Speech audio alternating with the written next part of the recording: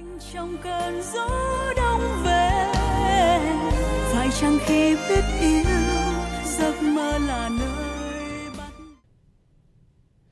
In this lesson, we're going to look at ways we can talk about our intentions or our plans, also ways that we can hint at things or allude to something with someone, give somebody a hint or allude to the meaning of something. So this first one, you didn't, it means our plans or our intentions. So this first example, anh you didn't đi du lịch tuần sau nhưng anh phải đi làm. Okay? And you didn't đi du lịch tuần sau nhưng anh phải đi làm. So this sentence means I intended to go traveling or on vacation next week, but I have to work. And you didn't đi du lịch tuần sau nhưng anh phải đi làm. Right? Đi làm, to go to work. Phải means must or have to. We know that nhưng means but. Tuần is week, so tuần sau means next week. Right? Tháng sau would be next month. Một hôm sau would mean the next day. So sau means next or after. Du lịch means to travel or to be a tourist. You would say người du lịch, a tourist. And when we say and you didn't means intentions or plans, but when we use it as a noun, we can also drop this you and just say and didn't. Just say didn't all by itself means I intend. So the you didn't means like a noun. We can use it the whole word, or we can drop the you and just say didn't. So that would sound like this. Anh định đi du lịch tuần sau nhưng anh phải đi làm. Anh phải đi làm. Okay. So we say đi làm to go to work. The full way to say work is làm việc. Anh phải đi làm việc. But we usually don't add the việc. We just use đi làm. It's like when we say to go home, we just say anh về. We don't say đi về. In this case, we say đi làm. We don't need to say đi làm việc.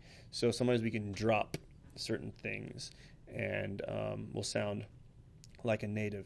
This next example, and you didn't về quê cho Tết. And you didn't về quê cho Tết. Or we can drop the you and just say anh định về quê cho Tết. And we know that Tet, right, is their big holiday. It's like Christmas and Thanksgiving all rolled into one. It's their Chinese Lunar New Year. It usually takes place in January or February. Every year it's a little bit different because it follows the lunar cycle. And this word way means like my hometown. They use the word way for their hometown. They also use the word way for the countryside. And so the context will tell you whether they mean go to the country or go to my hometown. In this case, it's obvious that they mean going to their hometown. And định về quê cho Tết, to return home for Tet. Cha means for, về means to return home or go home. Okay? And định về quê cho Tết. And if you lived in Vietnam for any period of time, you know that they take Tet very seriously. People will even quit their jobs if they are not given leave or vacation to go home for Tet. They may want to take 2 or 3 weeks or more to spend time with their families. And from our Western point of view, that seems kind of extreme. I worked at my company before, Saigon Sports Academy. For 3 years, I worked there from 2009 to 2012, and we had lots of employees that we were managing there, and we saw this happen. People would say, I'm going home for Tet, and we would say, well, we need you for this event or this thing here. In some cases, they would say, I'm just going to go, and they would just quit their jobs. And I actually... I like the fact that they treat their families and this family time and this holiday as sacrosanct. You know, it's more important than anything, and they're going to go home and be with their families no matter what. It's more important than work. And to a Western point of view, that seems kind of crazy, but from my point of view, especially someone having lived there for a long time, it kind of seems like they have their priorities right. Hopefully they don't have to quit their job and then find a new job just to go home for a few weeks. But especially since they work so hard and they're usually working 6 days a week rather than the common 5 days a week that we have, you know, they just make sure that at least once a year during Tet, they're going to be spending some time with their families. So it's kind of interesting. This next thing, we can say chỉ or gợi ý. These are two different ways to say, to hint at. Okay, so chỉ means to hint at something, and in Vietnamese, oftentimes and this is a Chinese sort of Southeast and East Asian thing. They speak not in riddles or code, but indirectly. And that's one of the reasons that they kind of view Westerners and especially Americans as being overly direct and blunt. And they would perceive it as rude, the way we talk sometimes. They are very careful not to offend each other. And then they are also a bit sly when it comes to giving some hidden meaning. Like, for example, if a police officer pulls you over, you don't have your license on you or whatever, and they want to collect money, they want to collect a bribe, you can't say, here, take this money, and they won't ask you for money, right? So they have to speak about it indirectly. This is a good example of a situation where you have to do this, but there's lots and lots of different scenarios in Vietnam where you want to hint at something or allude to something, and people will pick up on it really fast because they're used to this. And when I first got there, I was very slow to adapt when friends or coworkers would be giving me some sort of a hint or indirect cue that I didn't pick up on because we don't really communicate this way so much. But once you get used to it, it's very, very useful. You learn how to make people always feel good. You don't offend people. You're not rude, but you can tell them, what you mean and what you want. So it's kind of tricky. But anyway, so like for a police officer, they would allude to the fact they want you to bribe by talking about, they say coffee money. That's like the code word. And so they would say, I need a little bit of money for coffee later. I'm going to go have coffee later, and that it means they want a bribe. Or if you want to initiate the bribe, instead of talking directly about money, just ask them, say, is there some sort of a ticket or a fee for this? And you're not asking them, you're not saying how much do I need to pay you, but you at least use the language of ticket or fee, so they can then say, yes, the ticket is $400,000 or whatever, which is about $20 in US dollars, and then you can initiate it. But it's a little bit indirect, and this is a way that we would do this. So this example here of how we could say this is anh đã cố gắng chỉ cho em nhưng em không hiểu. Anh đã cố gắng chỉ cho em nhưng em không hiểu. So in this sentence, we're saying, I tried to give you a hint, but you didn't understand. Right? So we're saying that you were trying to allude to something in some situation or in some conversation, maybe in front of your friends or in front of somebody, but you didn't pick up on it. And đã cố gắng chỉ cho em nhưng em không hiểu. Okay? So we can use it this way. We can also use chỉ or gợi ý as a way to give someone a hint when you're trying to answer a question or solve a riddle or whatever. Maybe you're a student and you can't quite get it, and say, can you give me a hint, right? And so we would also use it in that context as well.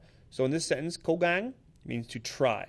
Okay? And đã cố gắng, I tried. Đã signifying past tense. Chỉ, I tried to hint to you, right? Cho em, for you. So we use for, we use this word for and for two in this type of a context. Chỉ cho em, I tried to hint for you. It sounds kind of funny in English. We don't say for you. We would say I tried to give you a hint. But in this case, chỉ cho em, hint for you. But you didn't understand. Em không hiểu.